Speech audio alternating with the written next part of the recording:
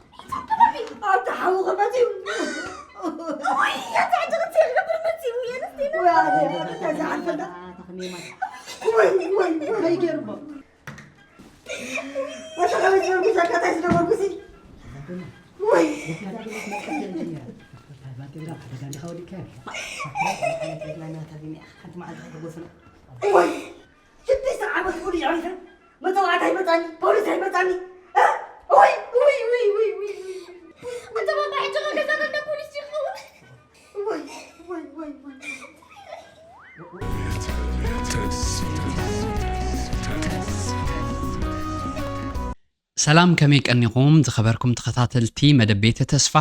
ኣብ ናይ ሎሚ መደብና ብዛዕባ እታ ማይናስ ሓውና ዝሰርሓ ኮሜዲ ለንቀነ ከባቢ 405,000 ናብ ክሎስ ቱ ፍርቂ ሚልዮን ተዓዘብቲ በፂሓላ ማለት እዩ መብዛሕትኦም ካብቶም ተዓዘብቲ ድማ መንእሰያት ክኾኑ ስለ ዝኽእሉ ኣብኡ ፍቲ መልእኽቲ ትራውማታይዝድ ዝገብር ንኣእምሮ ሰባት ወይ ከዓ ንበሰላ ሰባት ክትንክፍ ዝኽእል ሓሳባት ስለ ዘስተውዓልኩም ብዛዕባኡ ኢና ክንዘራረብሎም መዓንቲ ኣብ ሃገርናሲ ብድሕሪ ሳንዲያጎን ሱዚኒኖን እቲ ህቡብ ኮሜድያን ዮናስ ምሕረት ኣብ ማይናስ እዩ ማለት እዩ ሕጂ ለንቀነ ክልተ ስራሓት ሰሪሑ ነይሩ ኣብዛ መጨረሻ ዝሰርሓ ስርሒት ባጡ ትብል ከባቢ 405,000 ቪወርስ በፂሓላ ክሎስ ቱ ፍርቂ ሚልዮን ማለት እዩ ካብዚኦም መብዛሕትኦም መንእሰያት ክኾኑ ስለ ዝኽእሉ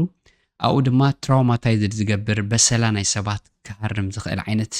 ስራሕ ስለ ዝረኣኹ ብዛዕባኡ ገለ ነገር ክንዘራረብ እቲ ክእረም ዝግብኦ ክንእርም ኢለ መፅየ ማለት እዩ ኣቐዲመ እንታይ ክብል ዝደሊ ንዮናስ ምሕረት ኣብ ማይናስ ሓውና እቲ ስራሓትካ ከም ዝከታተሎ ኣብቲ ጽቡቕ ዝበሃሎ ድማ ጽቡቕ ከም ዝብል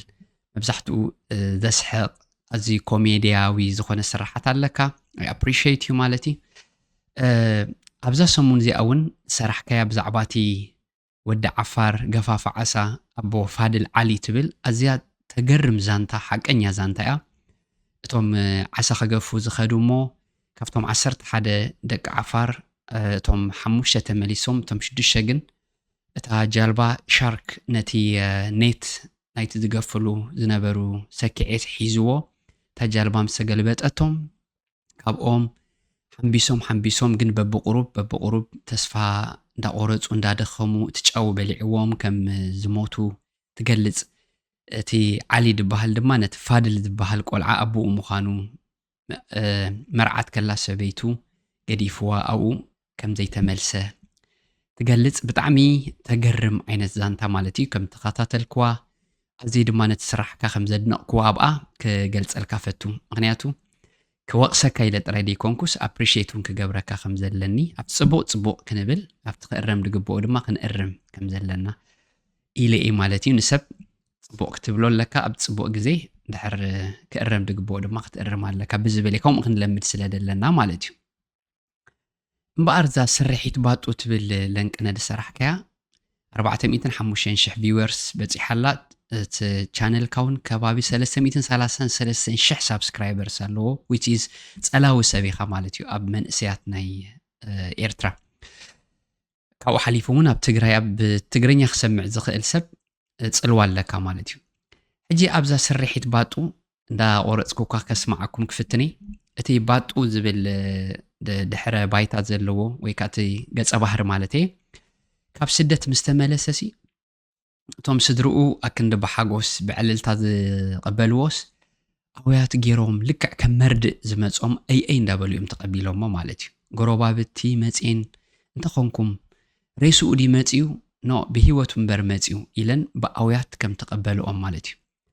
ሕጂ እዚ ነቲ ናብ ዓዱ ክምለስ ዝደሊ መንእሰይ ነቲ ነዊሕ ዓመታት ኣብ ስደት ዝጸንሕ መንእሰይ ኣዝዩ ትራውማታይዝ ዝገብር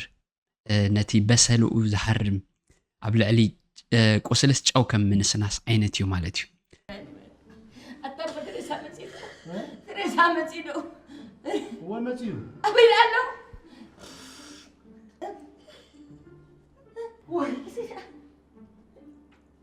هلو يسير من هذا السعيد ريسا دي هلو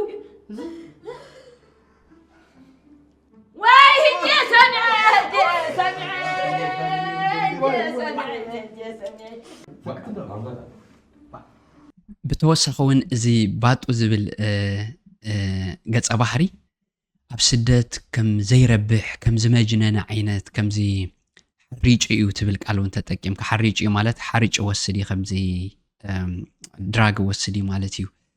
እቲ ዝዕሎ ዛንታታት ኣዝዩ በቃ ዋላ ኖርማል ሰብሲ ከኣምኖ ዘይክእል እታ ኣመሓዳሪት ናይቲ ከባቢና ስታንክላታ ሽዑ ሓደ ግዜ ዓጊቶማስ ኣነ ከዓ ኮልት ሒዘን ኩሎም ጥሒሰ ኸይደ تحريتا كولت تتوكيسا بزا أتيا بزواتيا عينت which is أزيو عشا